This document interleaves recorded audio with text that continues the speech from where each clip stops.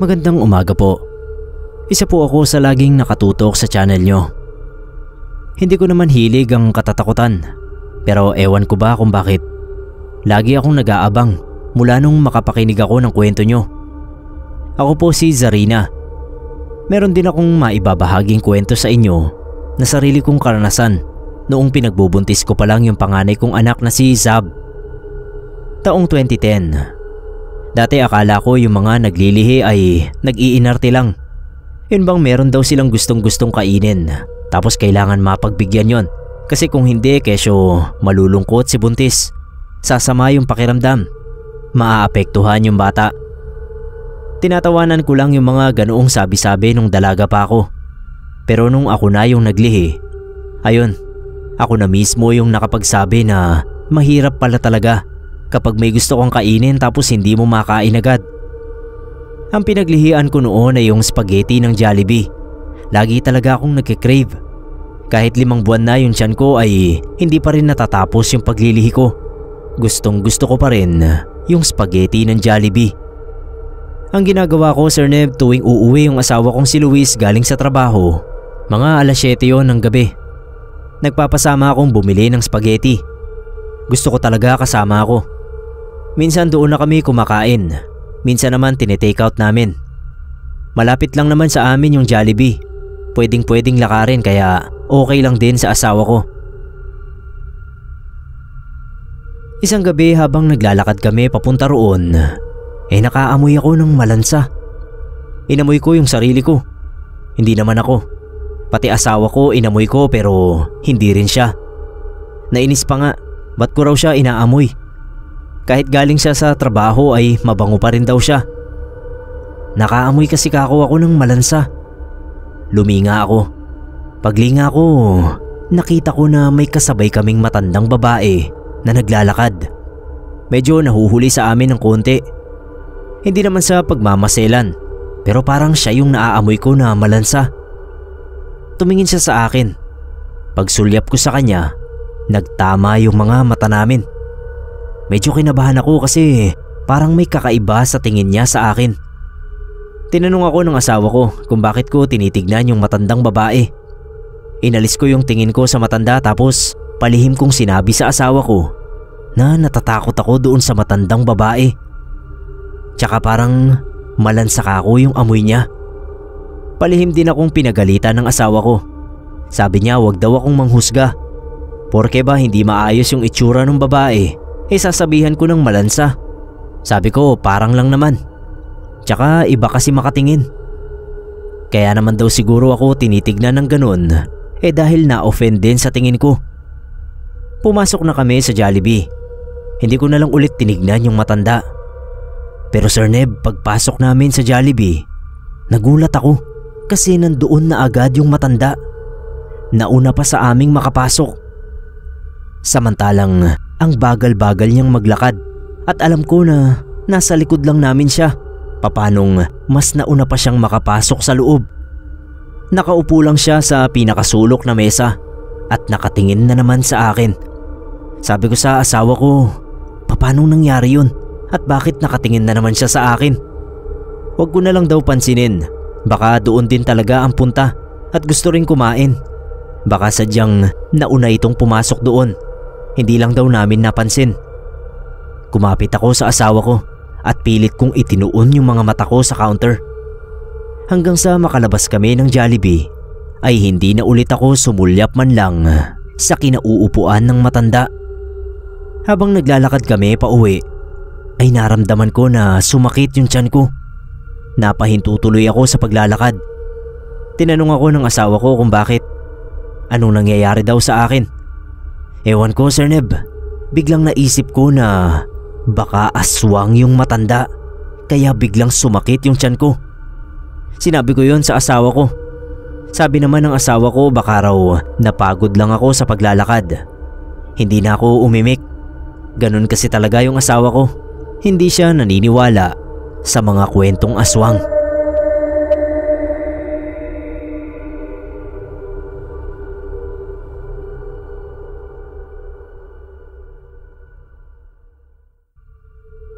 Sumunod na gabi Nagpunta ulit kami ng Jollibee.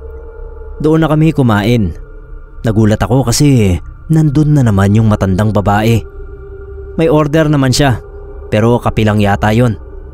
Yun lang ang nakita ko sa mesa niya. At tulad nung nakaraan ay solo lang siya. Walang kasama. Tapos nakatingin na naman siya sa akin. Pero sa pagkakataong yun, bigla siyang ngumiti sa akin. Parang nakonsensya tuloy ako kasi pinag-iisipan ko siyang aswang. Pero ayun at nginitian ako. Tapos hindi naman nakakatakot yung ngiti niya. Naisip ko na baka tipikal na matandang babae. At nagkataon na nagkatinginan lang kami nung unang gabi kaming nagkita. Sinuklian ko rin siya ng ngiti pero tipid na ngiti lang. Pagkatapos namin kumain ng spaghetti ay lumabas na kami ng asawa ko. Nakasabay namin sa paglabas yung babae. Dahil nga kasabay namin kaya medyo malapit sa amin. Naamoy ko na naman yung lansa. Kaya sigurado na ako na siya yung naaamoy ko nung una. Hindi ko na lang sinabi sa asawa ko kasi baka sabihan na naman ako na nanghuhusga. Hindi naman panghuhusga yon, Sir Neb. Naamoy ko talaga. Nagtaka ako kasi biglang nagsalita yung matanda. Sabi niya ang laki na raw ng tiyan ko. Hindi raw ba ako hirap sa pagbubuntis? Hindi ako agad nakasagot kasi para tanungin niya ako ng ganun hindi naman kami magkakilala. Di ba parang nakakagulat talaga? Siniko ako ng asawa ko. Sagutin ko raw. Sinagot ko naman. Sabi ko okay lang naman po, Lola. Pagkasabi ko ng okay lang, nabigla ako nung hawakan niya yung tiyan ko. Hinaplos-haplos niya at sabi ingatan ko raw yung sanggol. Napatango na lang ako na may kasamang nerbiyos. Hindi ko na lang pinahalata pero napakislot yung tiyan ko. Sumakit ng konti. Parang hindi nagustuhan ng baby ko yung ginawang paghawak ng matanda. Tapos bumulong ako sa asawa ko na umalis na kami. Nagpaalam na ako doon sa matanda. Sabi ko una na kami. Naglakad na kami palayo. Napansin ni Luis na nagmamadali ako sa paglalakad. Pinigilan niya ako at pinaalalahanan na magdahan-dahan at baka raw nakakalimutan kong buntis ako. Hula raw niya ay natakot na naman ako sa matandang babae. Sabi ko hindi ko kasi maiwasan na matakot. Lalo pa at kumirot yung tiyan ko paghawak niya. Inaya ako ng asawa ko na sumakay na lang kami ng tricycle. Ako lang yung tumanggi kasi nanghihinayang ako sa pamasahe. Ang lapit lang naman ang lalakarin namin. Nakahiga na ako sa kama namin ay hindi pa rin ako mapakali. Hindi maalis sa isip ko yung matandang babae, pati yung paghawak niya sa tiyan ko. Parang nararamdaman ko pa rin yung kamay niya na nakahawak sa akin. Kinausap ko yung baby ko at sabi ko huwag siyang mag-alala. Kung totoo man ang hinala ko na aswang yung matandang yon, ay poprotektahan ko siya. Hindi siya makukuha ng aswang na yon. Hanggang sa panaginip ay nadala ko yung takot sa matanda. Napanaginipan ko na sinusundan niya ako. Mabilis na mabilis yung lakad ko pero doble pa ang bilis ng lakad niya. Hanggang sa tumakbo na ako at nagsisigaw. Buti na lang at ginising ako ni Luis. Napayakap agad ako sa kanya at sinabi ko nga na napanaginipan ko yung matandang babae. Huwag ko raw kasing isipin yun. Ganun daw talaga pag iniisip mo ng iniisip. Papasok sa panaginip mo.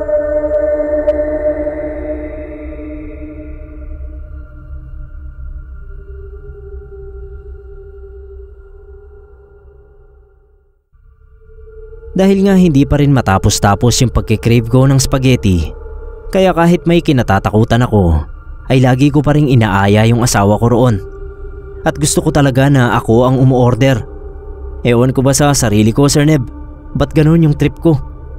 Isang gabi na papunta ulit kami ng Jollibee. Habang naglalakad ay bigla na lang kaming nakakita ng malaking ibon sa daan. Napahinto kami ni Luis sa paglalakad. Sabi ko sa kanya parang hindi pang karaniwan yung laki ng ibon. Si Luis naman iba yung naglalaro sa isip niya. Ano raw kaya kung hulihin niya at alagaan?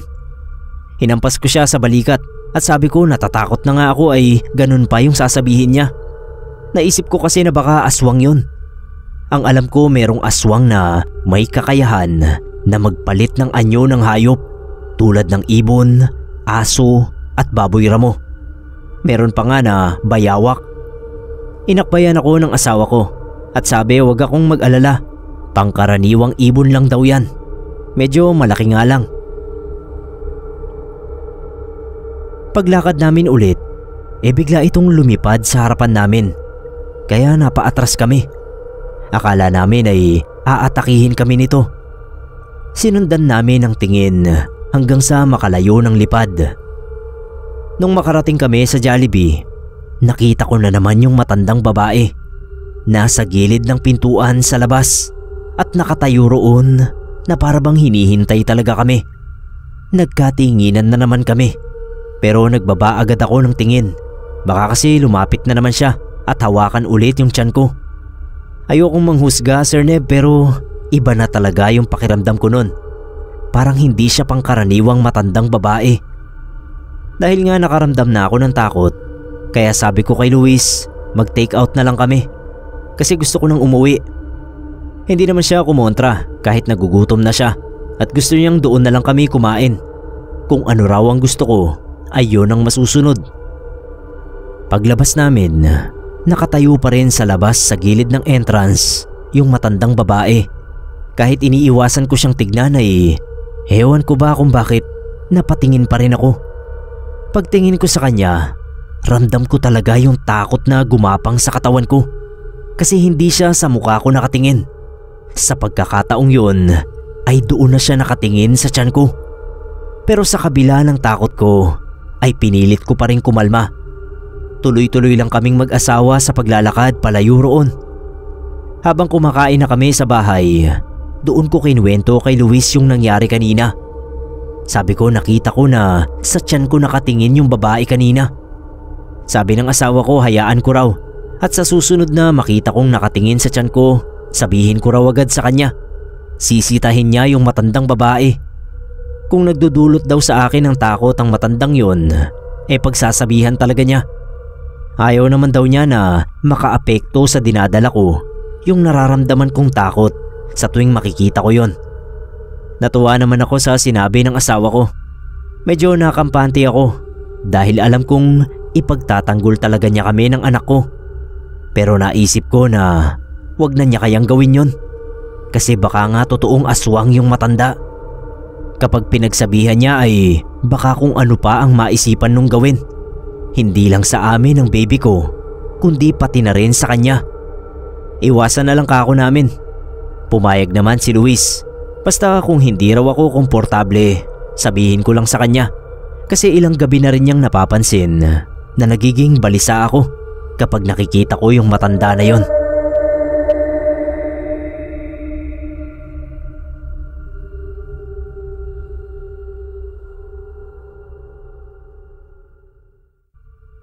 Gusto sana ng asawa ko na siya na lang ang bibili ng spaghetti sa Jollibee para sa akin. O kaya ay magpa-deliver na lang daw kami para hindi ko na makita yung matandang babae. Pero hindi ako pumayag, Sir Neb. Hindi ko rin maintindihan yung sarili ko nun kung bakit mas gusto ko talaga na kaming dalawa mismo ang nagpupunta sa Jollibee para mag-dine-in o kaya ay mag-take out. Basta ganoon ang gusto ko kahit pa natatakot ako doon sa matanda. Walang magawa yung asawa ko. Napapakamot na lang siya ng ulo. Ewan ko rin kung bakit sa kabila ng pagdududa ko na aswang yung matandang babae ay hindi ko naisip na magdala ng asin, bawang o kaya ay rosaryo para meron akong pangontra. Nung gabi na yon, mag-aalas 7 na wala pa yung asawa ko. Sanay ako na ganoong oras nasa bahay na siya tapos pupunta na kami sa Jollibee. Panay ang tingin ko sa orasan kasi nga nagugutom na ako. Gutom na rin yung baby ko sa tiyan. Panay din ang silip ko sa bintana. Palakad-lakad ako. Hindi ako mapakali dahil hindi niya sinasagot yung tawag ko. Nainis na ako at nag-alala na rin. Baka naman kung ano na ang nangyari sa kanya. Pilit ko na lang iniwasan na mag-isip ng hindi maganda. Mga ilang minuto pa ang nagdaan ay nakatanggap ako ng text mula sa kanya. Sabi niya biglaan daw yung overtime. Nag-charge pa siya ng phone. kaya hindi niya ako natawagan para sabihin. Pero pauwi na rin daw siya. Wag daw akong mag-alala dahil pupunta pa rin kami sa Jollibee pagdating niya. Magagalit sana ako dahil duda ako sa alibay niya. Pero pinili ko na lang na wag magalit para hindi ako ma-stress at hindi maapektuhan si baby. Mag-aalis 10 na nang dumating si Luis. Ginising na lang niya ako dahil nakatulog na ako. Nung pupunta na kami sa Jollibee, hindi ko maiwasan ng sarili ko na luminga. Parang inaasahan ko kasi na makikita ko na naman yung matandang babae na kinatatakutan ko. Napansin ng asawa ko yung paglinga-linga ko. Hinahanap ko raw ba yung matanda? Hindi ko yun maitatanggi sa asawa ko, kaya inamin ko sa kanya na yun nga ang hinahanap ko. Baka kasi makasabay na naman namin. Huwag daw akong mag-alala dahil nauna na yun sa Jollibee. Hinihintay daw ako. Biro ng asawa ko. Hinampas ko siya sa balikat. Sabi ko hindi ako natatawa sa joke niya. Nung nasa harap na kami ng Jollibee, medyo nakahinga ako ng maluwag nung makita kong wala siya sa entrance. Pagpasok namin sa loob ay wala rin siya doon. Sabi ni Luis, hindi na raw ako matatakot kasi wala na doon yung matanda. Baka raw nagkataon lang na nakasabay namin sa pagpunta roon. Malay daw namin at meron pala talagang hinihintay doon. Hindi na nga lang namin nakikita kasi nakaalis na kami. Baka may kausap, katagpo, mga ganon. Sabi ko sana nga ganon lang. Iba kasi talaga yung nararamdaman ko sa paghipo niya sa tiyan ko. Kaya hindi ko maiwasan na makaramdam ng takot.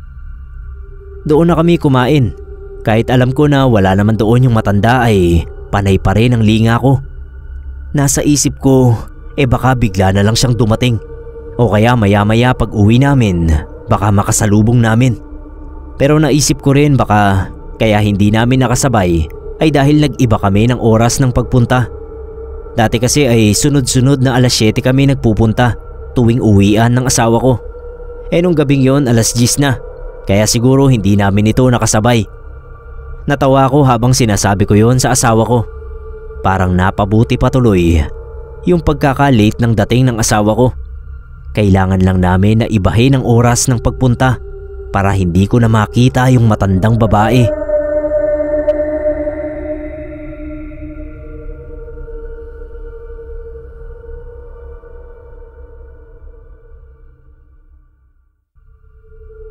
Pagkatapos namin kumain ay nagpaalam ako sa asawa ko na pupunta muna sa CR.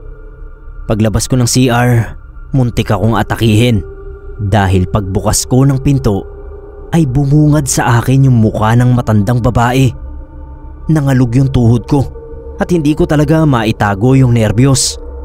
Tapos ngumiti siya sa akin at tinanong pa talaga ako kung nagulat daw ba niya ako. Hindi ko siya sinagot kasi nga nanginginig pa ako sa nerbiyos. Nagmamadali akong bumalik sa table namin ng asawa ko. Nung nakaupo na ako, nag-aalala si Luis at tinanong agad ako kung anong nangyari sa akin. Kasi napansin niya na nangangatog ako. Sabi ko sa utal-utal na pagsasalita na yung matandang babae ay nakita ko ulit doon sa banyo. Nagtaka siya kasi hindi naman namin yun nakita kanina. Tinanong ako ng asawa ko kung may ginawa raw ba sa akin. Umiling ako. Dahil nga nag-alala siya, kaya tumayo siya at nagtungo sa tapat ng CR. Hinintay niya na lumabas doon yung matandang babae. Hindi ako nakatiis. Sinundan ko yung asawa ko at sabi ko umuwi na lang kami. Huwag na niyang sitahin dahil wala naman itong ginawa. Natakot lang talaga ako at nagulat nung makita ko pagbukas ko ng pinto. Pero hindi pumayag yung asawa ko. Desidido siya na kausapin yung matanda. Inasahan namin na lalabas yung matanda sa CR dahil siya lang naman yung alam kong nandoon. Pero pagbukas ng CR, isang babae na may katabaan ang lumabas mula roon. Nagkatinginan kaming mag-asawa. Sabi ng asawa ko hindi raw kaya na malikmata lang ako kanina. Hindi ka ako dahil nagtanong pa nga ito kung nagulat daw ba ako. Nagkaroon kami ng saglit na harapan kaya alam ko sigurado ako na siya yon. Nahihiwagaan na talaga kami sa matandang babae na yon. Bakit bigla na lang siyang sumulpot doon? Tapos bigla rin namang nawala. Kahit anong hanap namin ay wala na talaga siya sa loob ng Jollibee. Kung nakalabas na siya, dapat ay nakita namin siya dahil yung mesang pinwestuhan namin ay malapit sa pintuan. Lumabas na kami. Hinanap pa namin doon sa gilid-gilid pero hindi na talaga namin siya nakita. Sabi ni Luis, sa ayaw ko raw at sa gusto ay hindi na raw talaga niya ako isasama sa Jollibee. Kung gusto ko raw ay magpunta ako ng maaga. Magpasama ako sa pinsan ko na kapitbahay namin. O kaya ay siya na lang ang bibili o magpapadeliver na lang kami. Ayaw na raw niya na palaging ganon. Lagi na lang akong matatakot. Baka mamaya ay kung ano pang mangyari sa unang anak namin kapag ganoon lagi ang sitwasyon ko. Hindi na ako umimik kasi may punto naman talaga yung asawa ko. Nung naglalakad na kami pa uwi, may nakita na naman kaming malaking ibon na biglang lumipad sa harap namin. Katulad din yun nung ibon na nakita namin nung una. Hindi pangkaraniwan ang laki. Nagkatinginan kami ng asawa ko. Sinundan namin ang tingin. Akala ko ay lilipad na ulit ito palayo. Pero parang umikot lang ito ng lipad at sa pagkagulat namin, bigla na lang itong dumapo sa harap namin. Doon mismo sa daraanan namin. Kaya hindi kami nakadiretso agad ng paglalakad.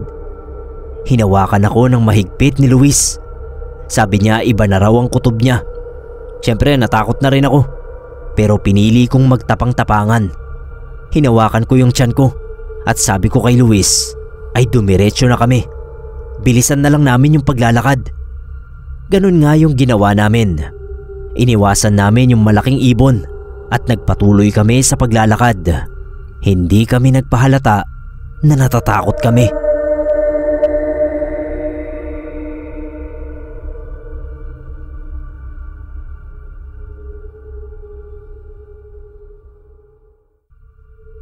Nakakailang hakbang pa lang kami nung bigla ulit lumipad yung ibon at gumitna ulit sa nilalakaran namin.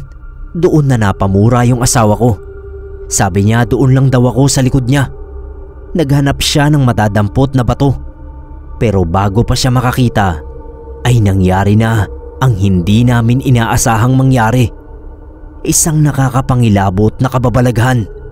Dahil yung itim na ibon ay unti-unting nagbago at naging isang malaking aso.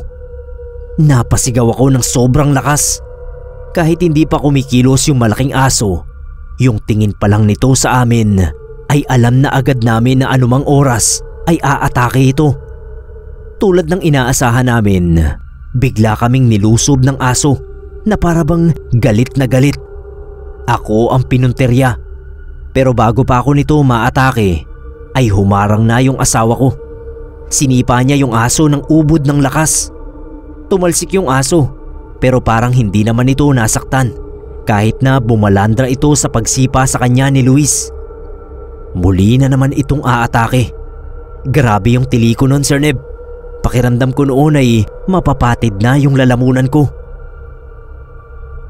Sisipain sana ulit ng asawa ko nung biglang lumitaw yung matandang kapitbahay namin na si Mang Alfonso. Hinagupit niya ng buntot pagi yung malaking aso. Isang hagupit pa lang parang nasaktan na ng husto yung aso. Pero hindi pa rin sumuko yung aso.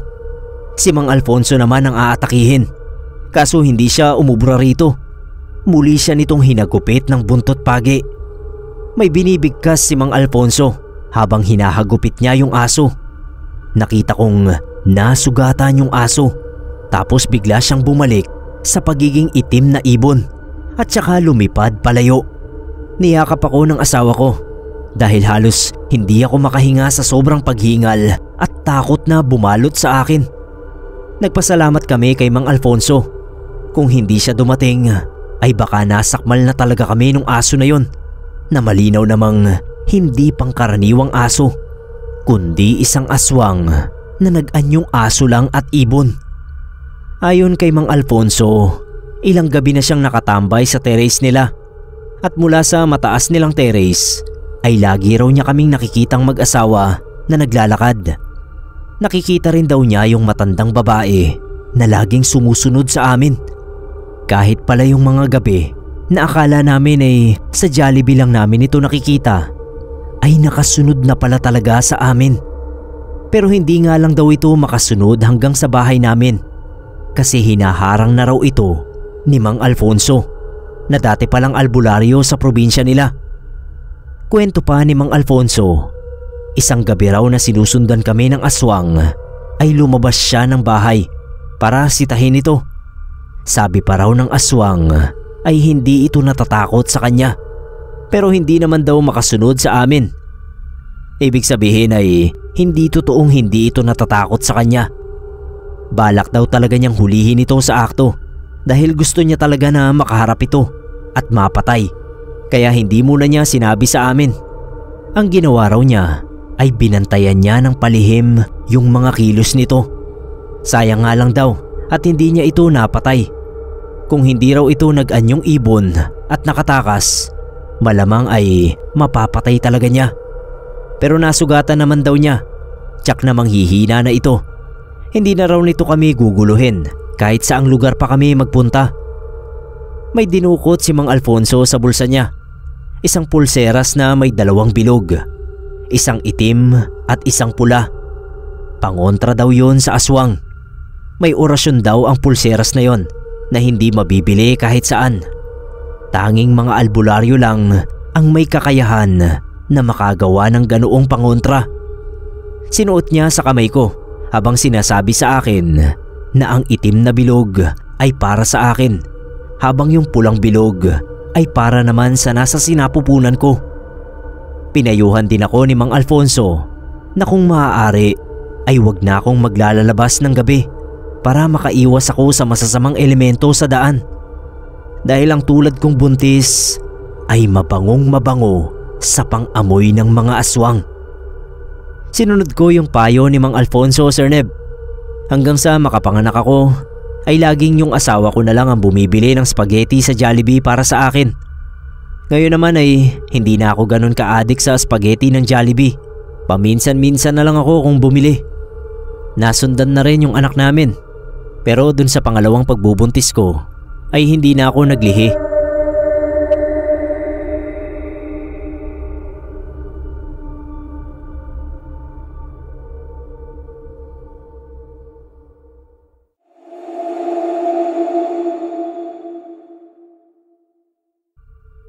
Hello Sir Neb at mga kapasta. Tawagin niyo na lang po akong Buboy. Ang ikukwento ko ay tungkol sa hipag kong si Alma at sa dati niyang asawa na walang iba kundi ang kapatid ko. Pakitago na lang sa pangalang Boyet yung kapatid kong yon.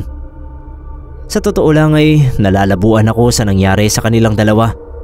Siguro ay dala na rin ang kapusukan ng mga kabataan. Hindi na namin nalaman kung nalutas ba ni Alma ang problema nila. Dahil nilayasan niya kami ng hindi nakikipag-usap sa amin at hindi sinasabi kung ano ang plano niya. Medyo masalimuot ang kwentong pag-ibig ng dalawang yon, pero hayaan yung simulan ko sa umpisa sa abot ng makakaya ko. Parehong crew sa Jollibee sina Alma at Boyet. Cashier si Alma at sa dining naman si Boyet. Magkasing edad lang sila at iisa ang dinadaanan pa uwi at papasok. Kaya minsan ay nagkakasabay sila sa jeep. Doon nagsimula yung pagiging malapit nila at naging guide nga ni Boyet si Alma sa trabaho bilang mas nauna ito sa kanya. Naikwento ni Boyet si Alma sa amin noon.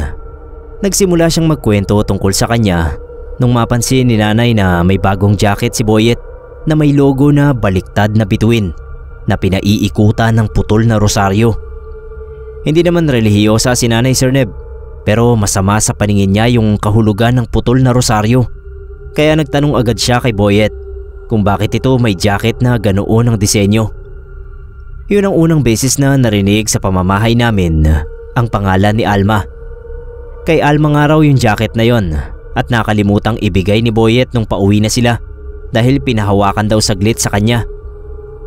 Ang iba pang naging kapansin-pansin noon kay Boyet ay nadadatnan siya ni tatay na gising pa sa 10 oras ng gabi at may binabasang maliit na libro. Kapag nakikita ni Boyet na gising si tatay, ay tinatago agad niya yung libro na yon at sinasabing nobela lang daw yun na pinahiram sa kanya ni Alma. Hindi naman sana siya papansinin ni tatay dahil wala namang masama sa pagbabasa at malay ba ni tatay kung ano yung binabasa niya. Kaya lang ay ang obvious na may tinatago siya sa libro na yon. Kaya tinatanong siya ni tatay kung tungkol saan ba yon. Ngingiti lang daw si Boyet at sinasabi na medyo malaswa yung libro. Hindi raw kumbinsido si tatay pero hindi na lang siya kumikibo. Hinahayaan na lang daw niya si Boyet dahil sa isip niya ay nagbibinata na ito. Katagalan ay nagtapat si Boyet na nabuntis niya si Alma. Disappointed kami kasi kaya siya nagtatrabaho ay para may pandagdag siya sa tuition sa susunod na pasukan. Kaso ay nakadisgrasya naman. Wala na kaming nagawa, Sir Neb, kundi tanggapin ang nangyari. Tumira sa bahay ni na Alma si Boyet at paminsan-minsan na lang sila bumibisita sa amin. Maayos naman yung kalagayan nila at medyo maayos din yung pakikitungo ng mga magulang ni Alma kay Boyet. Nung maendo si Boyet ay nag-apply uli siya sa ibang branch naman ng Jollibee para makaipon ng pera na para sa panganganak ni Alma. Buti na lang at pwede sa Jollibee yung ganon, basta ibang branch. Akala namin ay nasa mabuting kalagayan talaga yung dalawa. Tapos isang kapitbahay ang nakapagkwento ng mga pinaggagawa ni Alma. Nalaman namin na may nakaaway raw pala dati yung si Alma. Nagkabugbugan at nagulpi ng husto si Alma. Yun namang nakaaway niya ay nagkasugat-sugat yung katawan makaraan ng ilang araw. Puro kalmot daw yung katawan noong babae kahit hindi naman ito napuruhan ni Alma. Umiiyak daw yung babae na yon dahil sa hapdi ng mga kalmot sa katawan nito na araw-araw na daragdagan. Pinagamot daw sa albularyo yung babaeng yon at natukoy na kinukulam nga ito ng isa nitong nakaaway. Ang sabi raw ng babae ay si Alma lang naman ang nakaaway niya, kaya si Alma ang napaghinalaan na kumukulam sa kanya. Gumaling daw yung babae pero si Alma ay nagkaroon ng reputasyon bilang mangkukulam. Kinabahan kami noon dahil naisip namin na baka ginagayuma ni Alma si Boyet kaya nagkabuntisa ng mga ito. Pero panibagong revelasyon ang natuklasan namin sa isang kaibigan ni Boyet. Hindi naman daw pala mag-boyfriend sina Alma at Boyet. Nabuntis lang si Alma nung minsan silang malasing at kaya parating magkasama yung dalawang yon ay dahil may tinuturo daw na karunungan si Alma kay Boyet.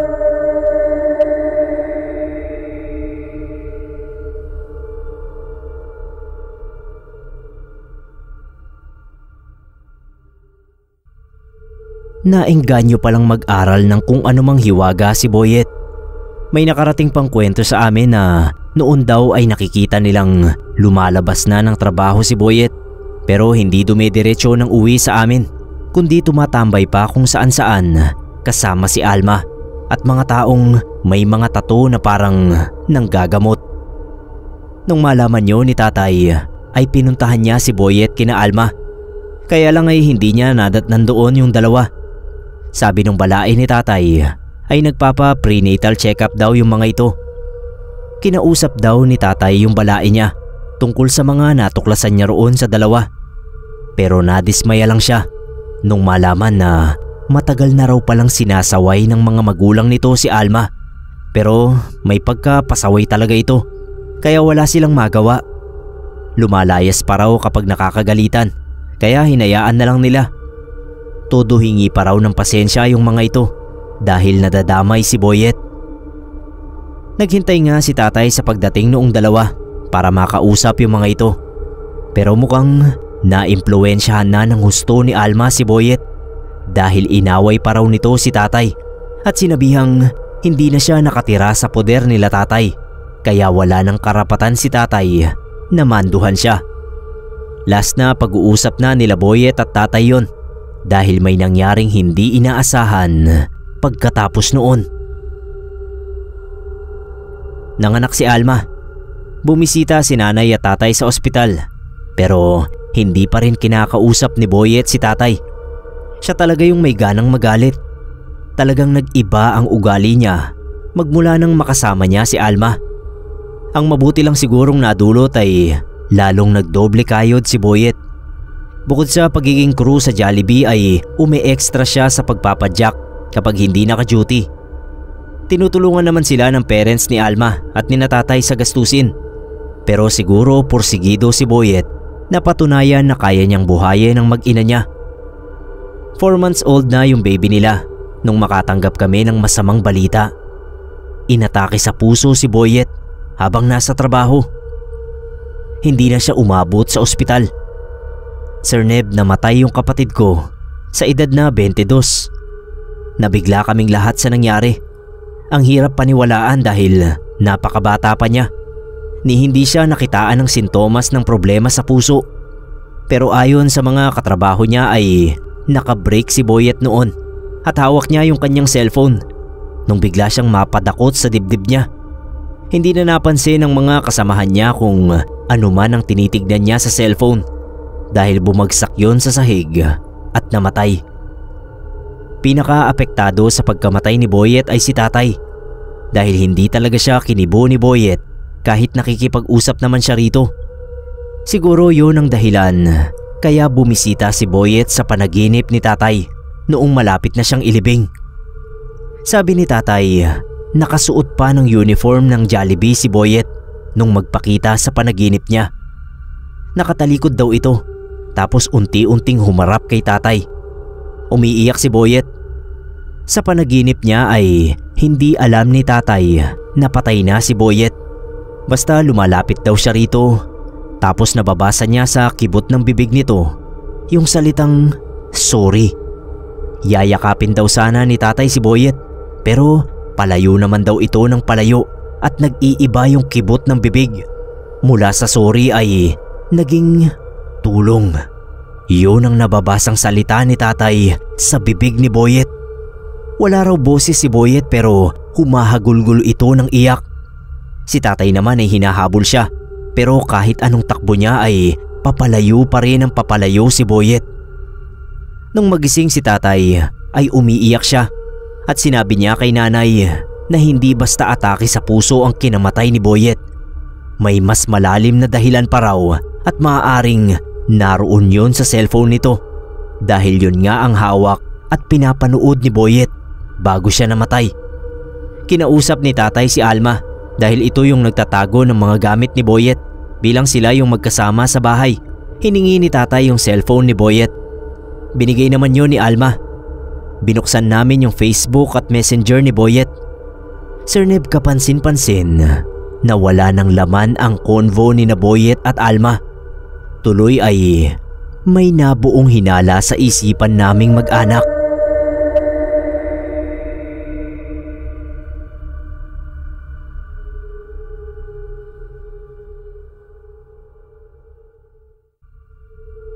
Ang hinala nila Tatay ay baka nag-aaway sina Boyet habang magka-PM.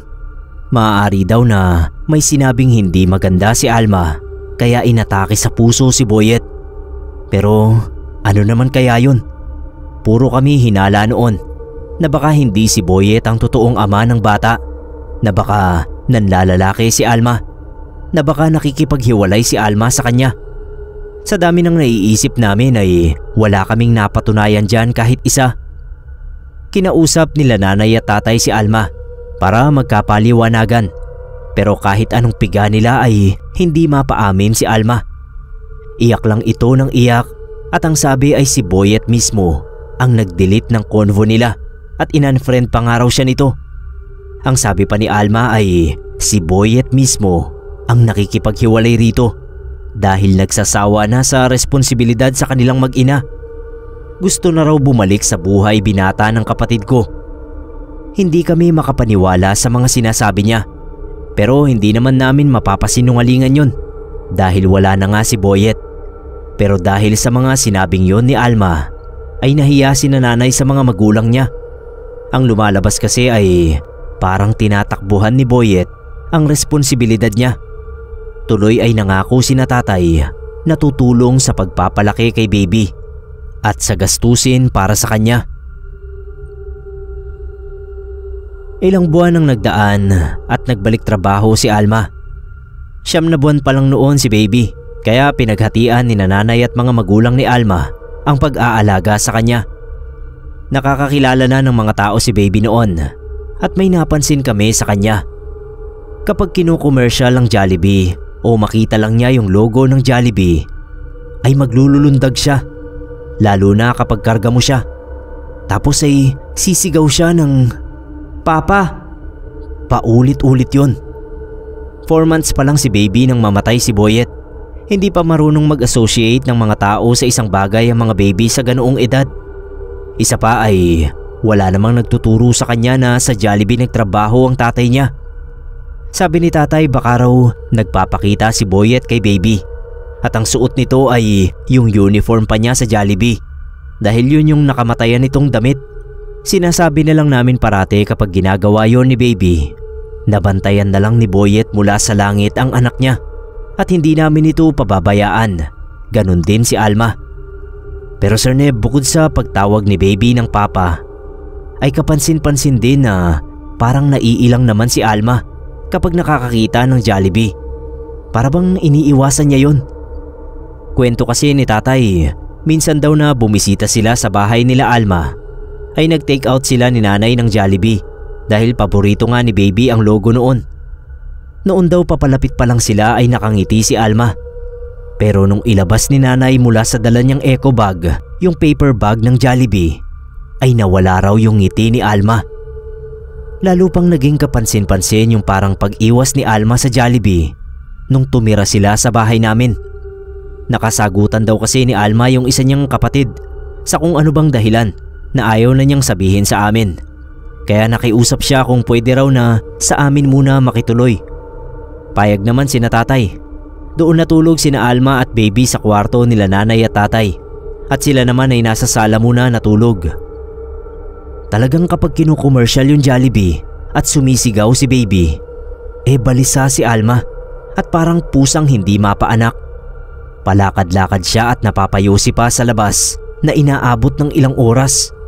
Tapos bago siya pumasok ay parang tinatansya niya muna yung bahay dahil para siyang adik kung umasta ay hindi na nakatiis si nanay at tinanong na siya kung ano ba ang problema. Ayaw pang umamin ni Alma noong umpisa. Nalulungkot lang daw siya dahil si Boyet ang naaalala niya sa Jollibee. Kaso isang beses na dumating ang bunso kong kapatid galing school at may pasalubong na Jolly Sunday kay baby, ay lumabas din ang katotohanan. Nakatalikod kasi noon si Alma at karga si baby. Tapos mula sa likod ni Alma ay kinalabit ng kapatid ko si baby para ipakita yung Sunday. Tuwang-tuwa si baby. Pero nang humarap si Alma ay napasigaw siya. Yung sigaw ay yung halata mong takot. Kamuntik pa niyang mabitawan si baby. Nakatingin si Alma roon sa plastic ng Jollibee at maluha-luha.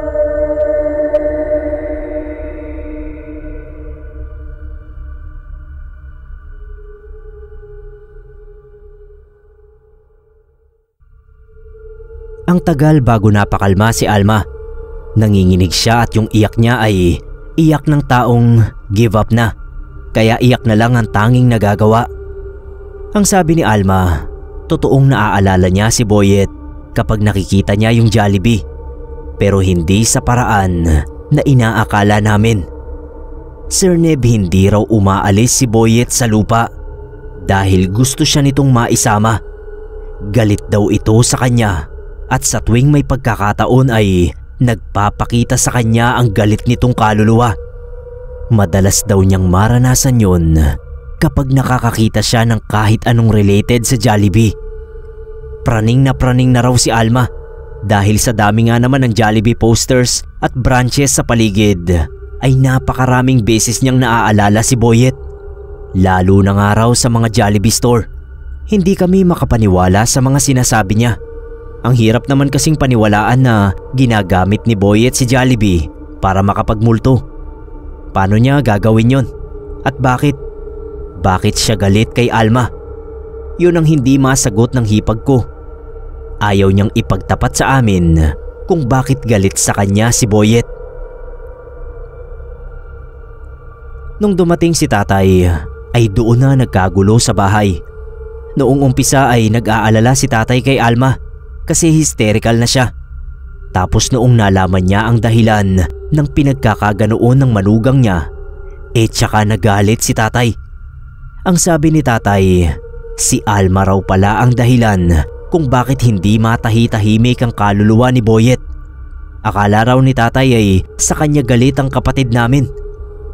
Sir Neb, mula pala noong namatay si Boyet, ay lagi rin siyang nagpapakita kay tatay. Minsan ay nagpaparamdam pa raw. Si tatay naman ay hindi sinasabi sa amin ang mga nararanasan niya dahil natatakot siya na mahusgahan namin. Baka raw sabihin namin na kasalanan naman talaga ni tatay kaya siya minumulto ni Boyet. Nagalit pa rin ito kahit sa kabilang buhay. Tapos yun pala ay kay Alma talaga ito nagagalit.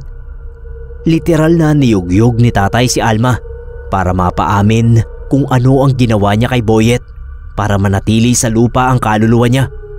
Pero kahit halos matanggal na ang ulo ni Alma sa kakayugyug ni tatay, ay hindi siya umamin. Iyak lang siya ng iyak at sorry ng sorry. Inawat na lang namin si tatay kasi pati si baby ay umiiyak na rin. Kalaunan nung kumalma si tatay, ay kinuwento niya sa amin ang mga pagkakataon na minumulto siya ni Boyet. Madalas daw ay sa panaginip ni tatay ito nagpapakita. Suot pa rin yung uniform niya sa Jollibee. Malungkot ang muka at naka-extend ang mga kamay na parang gustong hilahin si tatay. Tapos ay bigla raw nag-iiba ang muka ni Boyet. Nagiging maitim at galit. Pagkatapos ay napupunta sila sa isang branch ng Jollibee. Nagsiserve daw si Boyet doon kahit galit yung itsura. At yung mga tao naman ay hindi kakikitaan ng takot o anumang reaksyon sa itsura ni Boyet. Unti-unti raw ay nasusunog yung buong lugar. Pero sige pa rin sa pagkain at pagdating yung mga customer. Si Boyet naman ay unti-unting nasusunog. Tapos ay lilingon kay tatay at sisigaw habang natutupok ng apoy. Kapag naman daw nagpapakita si Boyet kay tatay, ay napakalungkot ng itsura nito. Naririnig pa raw ni tatay yung mga pagtangis nito. Halos araw-araw na raw na nagsisimba si tatay para ipanalangin ang kaluluwa ni Boyet. Kaso ay lalong lumalala ang pagpaparamdam niya at doon lang na-realize ni tatay na lumala ang pagpapakita ni Boyet sa kanya magmula nang tumira sina Alma at baby sa bahay namin. Dapat daw pala ay nagets agad ni tatay na si Alma ang dahilan kaya lalong nagpaparamdam si Boyet. Tuloy ay naungkat yung chismis na may ginagawang hiwaga si Alma. Nitong time na ito ay si nanay naman ang sumabog. Pinagbintangan niya si Alma na kinulam si Boyet kaya ito namatay at kaya galit si Boyet kay Alma ay dahil doon.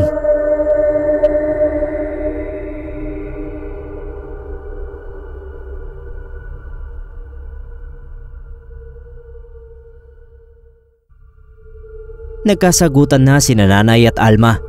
Sabi si Alma na hindi niya magagawa yon kay Boyet. Ang naging pagkakamali lang daw niya ay naimpluwensyahan niya si Boyet na matuto ng itim na mahika. Pero lahat ng mga desisyon ni Boyet ay sariling kagustuhan niya mismo. Nagsimula na naman ang tanungan kung ano ba talaga ang ginawa nilang dalawa at kung bakit nasabi ni Alma na gusto siyang isama ni Boyet sa kamatayan. At syempre hindi na naman siya makasagot. Nagulat na lang kami nung hablutin ni nanay si Alma at pagsasampalin at sinabunutan. Lumaban naman itong isa kaya nagkagulo na naman. Nung maawat namin sila ay tumakbo palabas ng bahay si Alma at magmula noon ay hindi na siya nagpakita sa amin. Nag-text na lang siya sa bunso naming kapatid na nagsasabing humihingi siya ng pasensya sa mga nangyari. Kami na raw ang bahala kay baby dahil hindi siya sigurado kung makakabalik pa siya. Gusto raw sana niyang isama yung anak nila ni Boyet sa pag-alis niya. Kaya lang ay natatakot siya na maiwang nag-iisa ang bata kapag may nangyaring masama sa kanya. Sa tipo ng pananalita ni Alma ay parang siguradong sigurado siya na may mangyayari nga sa kanya. Nakakaawa nga Sir Neb, kasi kita ko naman na mahal niya si baby. Para siyang ibang tao kapag inaalagaan niya si baby dahil sobrang hinahon at saya niya. Kaya alam kong masakit para sa kanya na iwan ng bata. At alam ko rin na kung ano man ang dahilan niya sa paglayo ay talagang seryoso dahil ayaw niyang madamay ang bata. Sigurado rin na may kinalaman pa rin sa pagkamatay ni Boyet ang dahilan ng paglayo niya. Nung umalis si Alma ay milagrong bigla ring tumigil si baby sa pagtawag ng papa kapag nakakakita ng kahit anong may Jollibee. Si tatay naman ay hindi na rin daw pinagmumultuhan ni Boyet. Hindi na raw niya napapanaginipan. Pero may isang pagkakataon na parang yun na yung pinakamalupit at pinakahuling pagmumulto ni Boyet. Dahil lahat kami sa bahay ay naranasan yun. Sina nanay at tatay, ako at yung bunso namin. Tuta pa lang noon yung aso namin na si Gringo. Bigla siyang tumahol ng tumahol habang nakatingin sa pintuan. Gumagalaw yung buntot niya pero paatras siya ng paatras. Napalingon kaming lahat sa pinto kasi akala namin ay may bisita. Parang nag-slow motion yung paligid dahil biglang dumaan si Boyet sa harap ng pinto. Gilid lang niya yung nakita namin pero alam namin na siya talaga yun dahil naka-uniform pa ng Jollibee.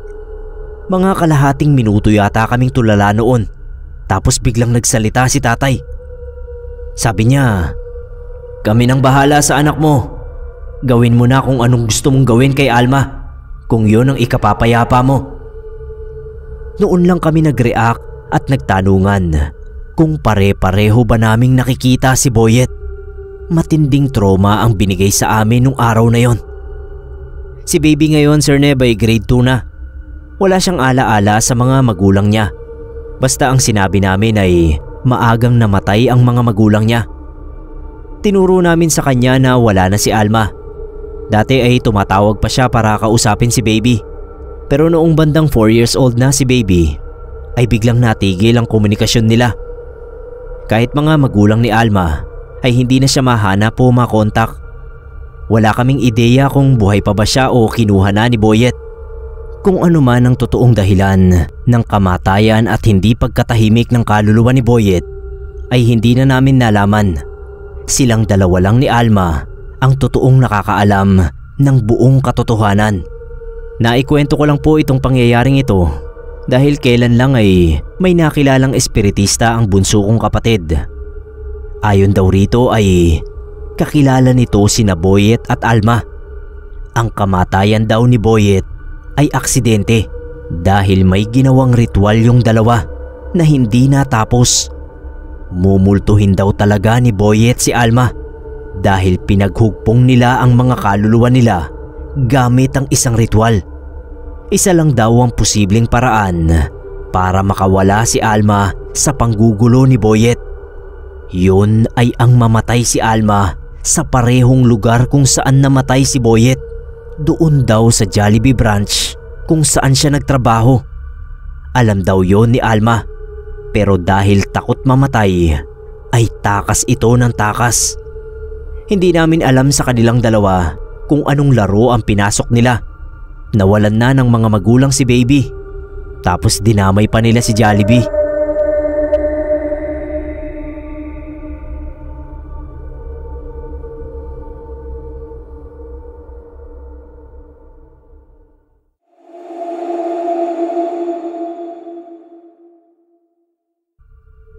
Magandang gabi po Sir Neb at sa lahat ng mga kapasta natin. Magbabahagi po ako ng karanasan na talaga namang sobrang nagpabago ng buhay ko. Kamuntik na akong magpa-interview noon sa isang episode ng sikat na TV show para lang may makatulong sa akin na maresolba ang problema ko. Kaya lang nagdalawang isip ako dahil siguradong kahit i-blur ang mukha ko at palitan ang pangalan ko ay makikilala pa rin ako ng mga kapitbahay ko. Lalo pa at sa lugar namin ng interview. Mabuti na lang at hindi yun natuloy dahil kusa rin namang tumigil yung kakaibang pangyayari na yun sa buhay ko. 6 na taon na ang nakakaraan magmula nang mangyari ito. Sinikreto ko ito sa marami. Kami lang ng pamilya ko at ilang malalapit na kaibigan ang nakakaalam nito. Pero ngayon ay handa na akong magkwento. Yun nga lang, gagamit pa rin ako ng alias dahil takot pa rin ako na makilala ng madla.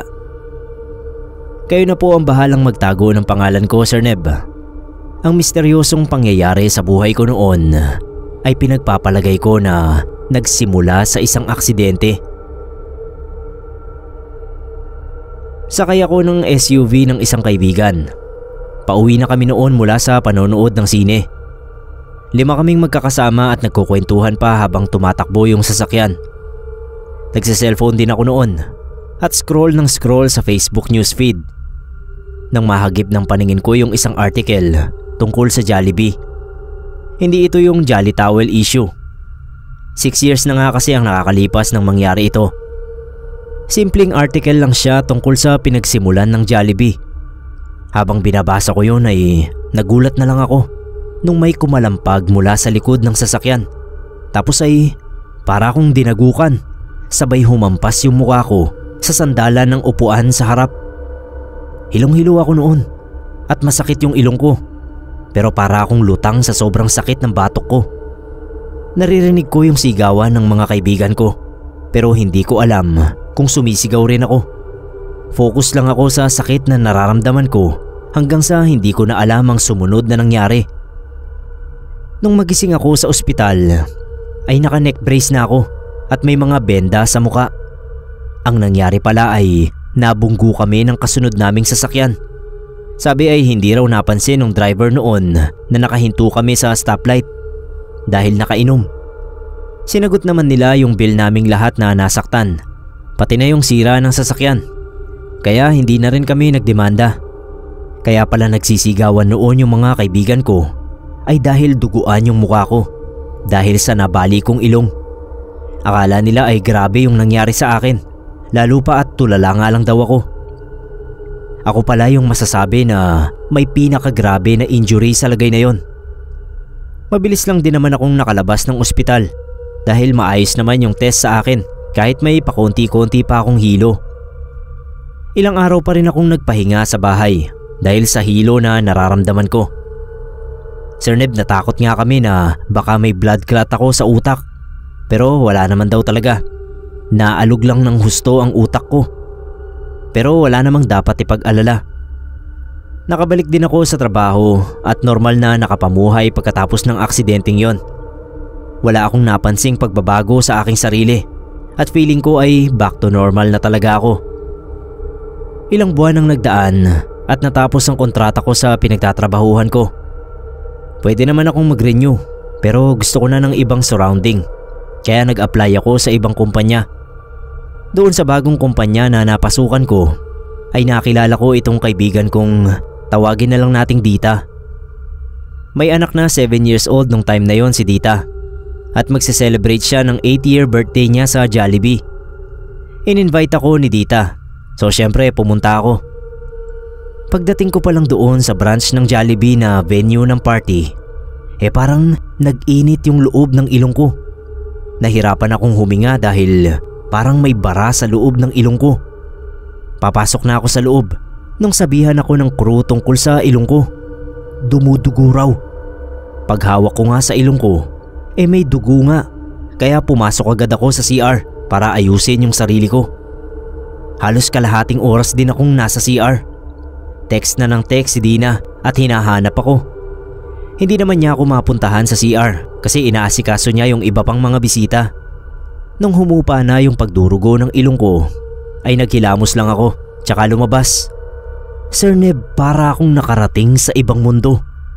Nasa Jollibee pa rin ako pero hindi ang Jollibee na nakilala ko.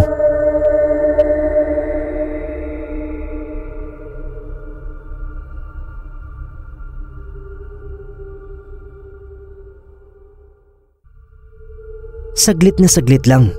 Parang kumurap lang ako at nagbalik sa normal ang paligid ko. Pero sa kisap mata na yun ay may ilang detalye akong napansin na nagbigay sa akin ng pakiramdam na maling Jollibee nga ang kinaroroonan ko. Mula sa CR ay natatanawan ng counter Kaya kitang-kita ko agad na hindi pula kundi puti ang suot ng crew sa harapan. Bukod doon, ang menu ay wala sa bandang likuran ng mga crew at hindi yun highlighted. Nakasulat lang sa harapan at hindi rin kamukha ng mga nakikita nating menu ngayon. Yung mga pader ay walang pamilyar na disenyo. Simple lang, walang mga pampaganda. Yun ang naaalala kong itsura ng Jollibee pagkalabas ko ng CR bago ako napakurap. Para siyang lumang Jollibee. Medyo kinilabutan ako ng bahagya noon. Pero dahil nawala din naman ang mga yon nung kumurap na ako, ay pinagsawalang bahala ko na lang. Pumunta na ako sa second floor kung saan ginaganap yung party ng anak ni Dita. Kinalimutan ko na lang yung sandaling aparisyon na nakita ko, kung aparisyon mang matatawag yon. Nakalimutan ko naman nga, pero kapag may nakikita akong Jollibee store o kaya ay may commercial sa TV o ad sa social media, ay naaalala ko uli yun. Para bang kinakati ako na pumasok ulit sa Jollibee store para lang malaman kung mauulit ang nangyari noong umatenda ko ng party na yon. Hindi naman ako mahilig sa fast food, Sir Neb, kaya wala akong dahilan para magpunta sa Jollibee. Ang kaso ay na-curious na rin nga ako kung mauulit nga ba ang nangyari. Isang araw ay naisipan kong sa Jollibee mag-lunch pagkatapos ng trabaho. Nagpasama ako kay Dita. Sabi ko ay nag-crave ako ng Chicken Joy dahil naalala ko yung handa sa birthday ng anak niya. Bumenta naman sa kanya. Kabado pa ako nung pumasok ako ng branch ng Jollibee na malapit sa trabaho namin. Nanlalamig yung mga kamay ko. Nag-order na kamit lahat ay wala pa ring nangyayari. Kaya naisip ko na baka kailangan kong mag-CR. Nag-CR nga ako. Noong palabas na ako ay kumabog na naman yung dibdib ko. Pero nung makalabas na nga ako, ay normal naman yung paligid. Kulay pula ang uniform ng crew, makulay yung paligid, maingay, kagaya pa rin ng Jollibee na kilala ko. Naisip ko noon na baka epekto lang ng nosebleed ko yung nakita ko noon. Binalikan ko na lang si Dita at kumain na kami. Pero kahit ganoon na hindi na nga naulit yung nangyari sa kids party, ay bumabaon pa rin sa utak ko yun. Para bang hindi ako kumbinsido na hindi na nga yun mauulit. Ang sumisiksik naman sa isip ko noon, what if doon ako pumunta sa Jollibee branch kung saan ginanap yung party ng anak ni Dita? Sir Neb, sa maniwala kayo't sa hindi, para akong sinisilihan nung maisip kong baka yun nga ang kailangan kong gawin. Na-e-excite ako na natatakot. Hindi ko naman kasi alam kung ano yung inaasahan kong mangyari. What if naulit nga yung nangyari, tapos hindi na bumalik sa normal lang lahat? Anong mangyayari sa akin? Kaso may parang sasagot naman na hindi ko malalaman kung hindi ko susubukan. Para na akong mababaliw noon. Feeling ko may bumubulong sa utak ko na gawin ang bagay na yon. Naging madasalin tuloy ako.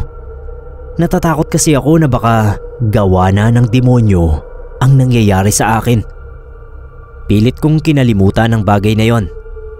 At nag-change topic ako sa utak ko kapag sumasagi yon sa isipan ko. Tapos isang araw, hindi ko na maiwasan na mapabalik doon sa branch ng Jollibee kung saan nangyari yung hiwaga sa akin.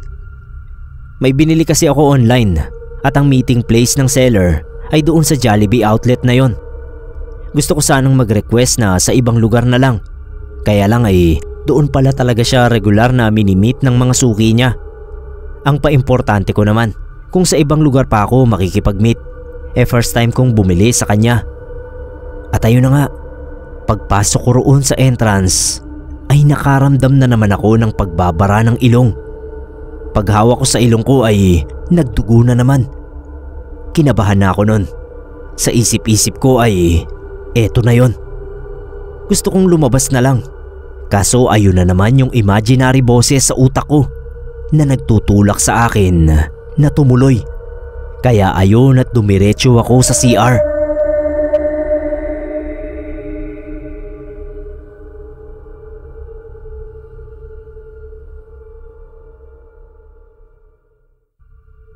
Pinunasan ko lang yung dugo sa ilong ko. Tapos kumuha ako ng maraming tissue para ipampahid in case na tumulo uli yung dugo. Pero may nakatakip na ring tissue sa ilong ko. Nanlalamig na naman yung mga kamay ko at nagdadalawang isip akong lumabas. Huminga lang ako ng malalim at hinila yung pinto. Sir Neb, walang halong biro. Nag-iba na naman yung itsura ng Jollibee. Doon ko na-realize na naging luma talaga yung store. Ganoon din yung mga tao mula sa crew hanggang sa customers. Yung mga buhok ng mga babae, karamihan ay wavy na may bangs. Yung mga damit naman na suot nila ay parang wala namang pinagkaiba sa fashion ngayon. Kaya hindi gaanong pansinin na lumang panahon ang kinaroroonan ko. Ang giveaway lang talaga ay yung design ng store at uniform ng mga crew. Yung customers, kung hindi ko tinitigan mabuti, ay hindi ko marirealize na luma rin ang fashion style nila. Lalo na yung mga balat nila. Hindi pa maputing maputi ang mga kutis nila, kagaya ng mga nakikita natin ngayon. Marami pa ang morena at moreno. Aaminin kong na-amazed ako sa nakita ko. Pero at the same time ay natatakot din ako. Kinusot-kusot ko yung mga mata ko. Hindi pa rin kasi ako makapaniwala sa nasa harapan ko. At pagkatapos kong kusutin yung mga mata ko, bumalik na sa normal ang lahat. Nakahinga ako ng maluwag at nawala yung takot sa dibdib ko. Pero naroon pa rin yung pagkadismaya. Pumasok uli ako sa CR at naghilamos. Hindi na dumudugo yung ilong ko. Naghintay lang ako ng mga ilang segundo bago lumabas uli. Wala na. Normal na talaga ang Jollibee. Tumunog yung cellphone ko. Nag-text yung kamitap ko. Doon ko naalala yung dahilan kaya ako nasa branch na yon. Kaya dumiretso na ako sa dining area. Napansin nung kamit ko na namumutla ako.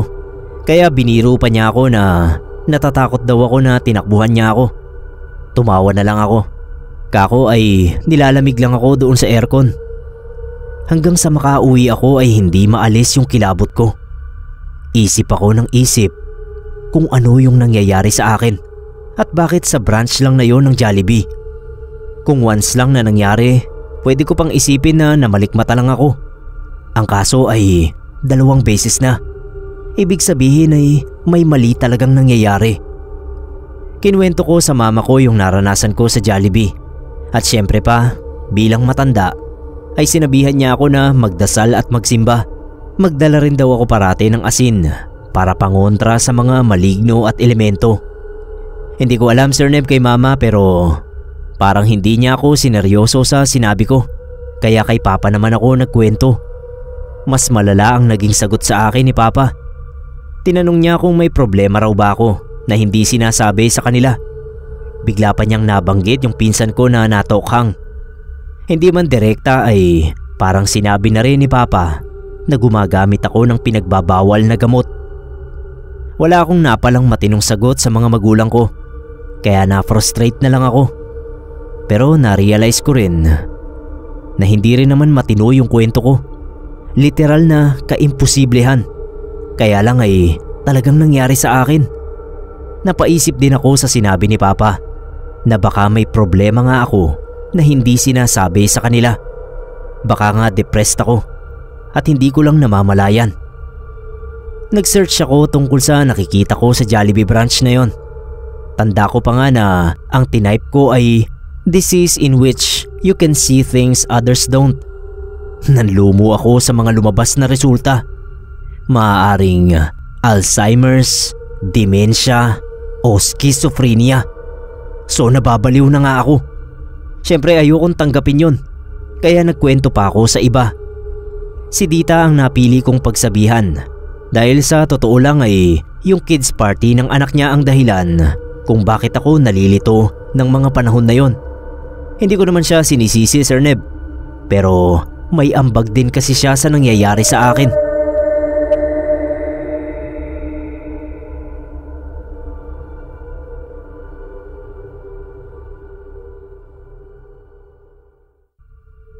Nang ikwento ko nga kay Dita yung naranasan ko, kamuntik pa akong magsisi.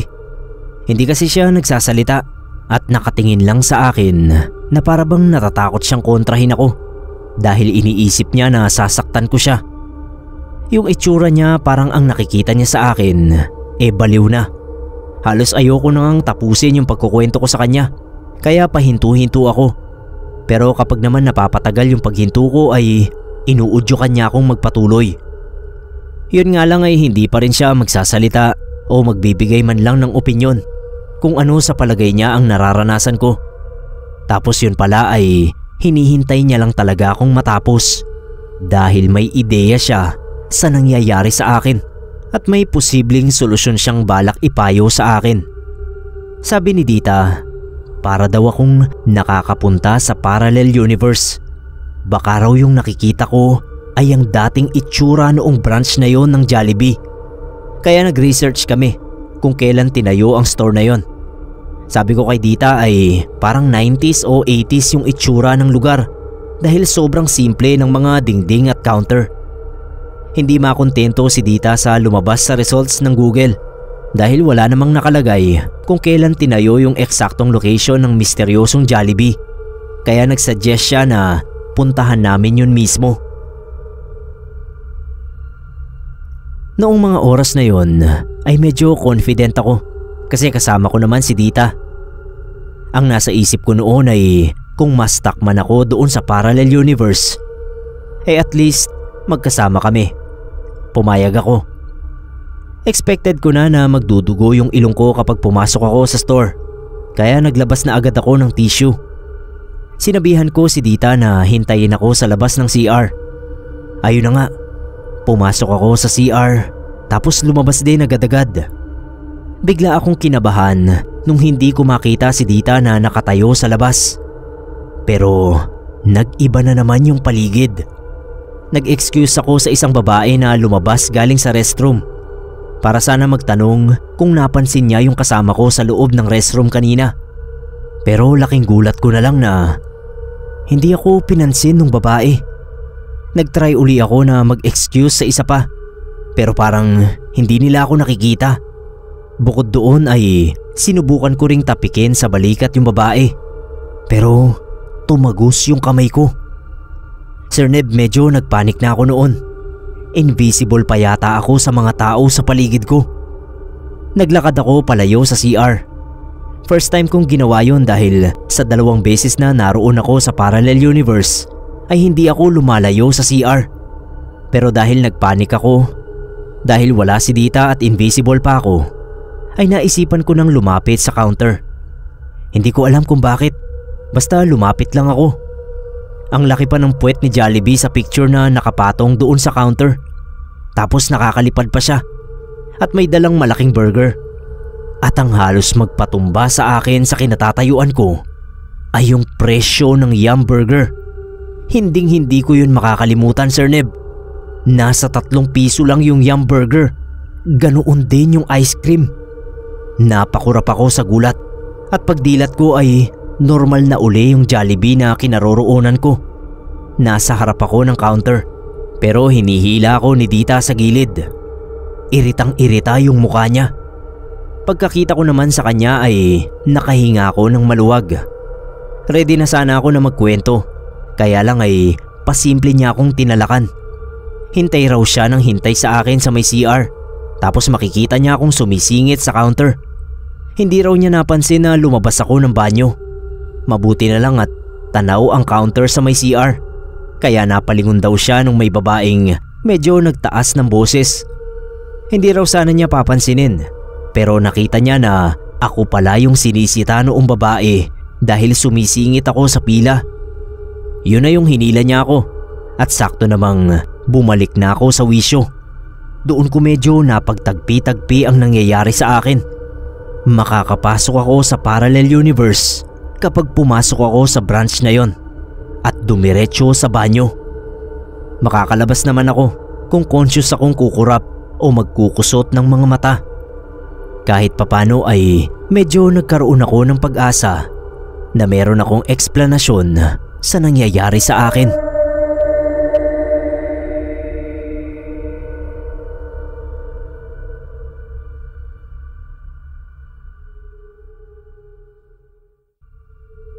Nag-order na kami ni Dita at saka ko kinuwento sa kanya ang lahat ng nakita ko. Tawa siya ng tawa sa tig-3 na hamburger. Pero nung maging seryoso na yung usapan namin, ay tinanong niya ako kung bakit sa palagay ko ay bigla akong naging time traveler. At kung sa palagay ko raw ba ay kapag lumabas ako ng Jollibee ay nasa lumang panahon din yung outside world. Nung mga oras na yon, bilang alam ko na kung paano makakabalik sa present time, ay malakas ang loob ko na ulit-ulitin ang pagpapabalik-balik sa sinaunang Jollibee. Aalamin ko rin kasi kung anong year ba ako nakakarating. Ayon kasi sa research namin ni Dita, ay 1978 ang unang Jollibee sa Pilipinas. Kaya lang ay pinigilan ako ni Dita na bumalik doon dahil baka may mangyari daw sa akin o kaya ay may mapakialaman ako. Natatawa na lang ako sa kanya noon, pero syempre may konting kaba rin ako dahil sa isa niyang tanong. Paano ako naging time traveler? Kinikilabutan pa rin ako hanggang ngayon kapag naaalala ko yon. Kahit ilang segundo lang kasi ay nakakasilip ako sa nakaraan. Pero imposibleng may magawa naman ako. Dahil invisible nga ako at hindi ko kayang humawak ng mga bagay-bagay. Aaminin ko, Sir Neb, noon ako nakaranas na parang depressed nga ako. Pagkatapos ng pag-uusap namin ni Dita, ay kung ano-ano na ang tumatakbo sa isipan ko. Pero pinakamatindi ay takot at pagkalito. Hindi ko alam kung ano ang nangyayari sa akin at hindi ko alam kung ano ang hangganan ng kakayanan ko. Kung kakayanan nga yung matatawag. Hindi ako makapasok sa trabaho dahil sa kakaisip. Minsan gusto ko nang iumpog yung ulo ko dahil nahihilo ako sa kakaisip. Mahigit 1 linggo na akong hindi pumapasok nung puntahan ako ni Dita sa bahay kasama ang isa niyang kaibigan. Paranormal expert daw ito na may contact sa isa pang eksperto na nag-guest sa isang TV show. Baka raw matulungan ako nito at kung hindi man ay pwede akong ma-interview sa show para may makapanood sa kaso ko na posibleng makatulong. Pinag-isipan ko yon, Sir Neb, pero inayawan ko rin dahil nga sa takot ko na mabash at malaman ng ibang tao ang problema ko. Narinig nila Mama at Papa ang pinag-uusapan namin ni Dita at ng kaibigan niya. Doon lang sineryoso ng parents ko ang nararanasan ko. Si Papa ang nagsabi na baka dahil sa aksidente ko noong nakaraan kaya may kakaibang nangyari sa akin. Doon din parang may nag-spark sa kukote ko na baka nga yun ang dahilan. Di ba nga kasi bago kami na aksidente at naalog ng husto ang ulo ko, ay nagbabasa ako ng article tungkol sa Jollibee. Maaaring na-imprint ng husto sa utak ko ang tungkol sa kasaysayan ng Jollibee. Kaya nangyayari yun sa akin na para akong nakakarating sa ibang mundo. At dahil yung branch kung saan ginanap ang kids party ng anak ni Dita ang unang Jollibee na napuntahan ko pagkatapos ng aksidente, ay doon at doon na nga lamang nagmanifest yung naranasan ko. Ayon doon sa paranormal expert, ay posibleng ulo ko lang talaga ang naglalaro sa akin at walang hiwaga na nangyayari. Pinayuhan niya ako na magpa-CT scan, kaya ginawa naman namin. Pero kagaya ng unang CT scan ko, ay maayos naman ang kalagayan ng utak ko. Siya rin yung nagkumbinsi sa akin na kumonsulta sa psychiatrist. Pero kagaya ng CT scan, hindi ako diagnosed ng kahit anong mental illness. Sir Neb, tinanggap ko na lang na epekto ng aksidente ang nangyayari sa akin sa branch na yon ng Jollibee.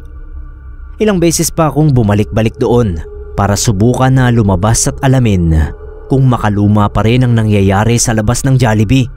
Pero hindi ko nagagawang makalabas dahil agad akong bumabalik sa dati. Nakontento na lang ako na manood mula sa bintanang salamin. Kaya lang habang tumatagal ay parang nawawala na yung kakayahan ko. Kahit hindi ako kumurap ay agad akong bumabalik sa present. Siguro mga wala pang 10 minutes na inulit ko yon. Tapos kalaunan ay tuluyan na yung nawala. Kahit anong gawin ko ay hindi na umulit yung pangyayaring yon. Basta tumigil na lang, kaya hinayaan ko na lang. Baka umukay na yung utak ko, kaya bumalik na rin ako sa normal. Sobrang weird nang nangyaring yon, Sir Neb. Nakakatakot pero para bang gusto kong ma-experience uli.